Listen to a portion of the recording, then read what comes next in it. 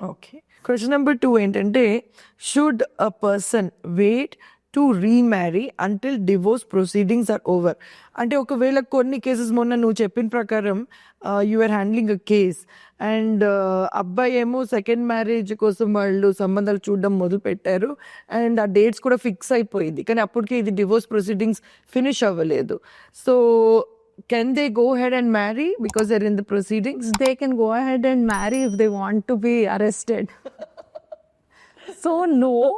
అంటే కొంతమంది నాది 3 years నుంచి నడుస్తుందండి డివోర్స్, నేను పెళ్లి చేసుకోవద్దా, మా ఇంట్లో వాళ్ళు అడుగుతున్నారు, ఇలా రకరకాల ప్రాబ్లమ్స్. నాకు ఒకళ్ళు నచ్చారు, ఒక అమ్మాయి నచ్చింది, లేకపోతే అమ్మాయి నాకు ఈ అబ్బాయి నచ్చాడు, ఎలానో ఇట్స్ డెడ్ మ్యారేజ్, మేము మాట్లాడుకోవట్లేదు, కోర్టులో ట్రయల్ రన్ అవ్వనివ్వండి, బట్ ఈ లోపల నేను పెళ్లి చేసుకోదలుచుకున్నాను, మళ్ళీ ఇతను దొరకకపోవచ్చు, అలా చెప్తూ ఉంటారు అనమాట. బట్ అది చెల్లదండి, మీరు ఇంకో పెళ్లి చేసుకోలేరు. మీకు డివోర్స్ డిగ్రీ చేతిలో వచ్చేదాకా, అది గ్రాంట్ అయ్యేదాకా, వర్డిక్ట్ వచ్చేదాకా you are still legally wedded wife and husband. So just file చేసేసాను డివోర్స్ కాబట్టి నేను ఇంకో పెళ్లి చేసుకోవచ్చు, లేకపోతే డేటింగ్ చేయొచ్చు, మ్యాచెస్ చూసుకోవచ్చు అనుకోవద్దు. అది చట్టరీత్యా నేరం.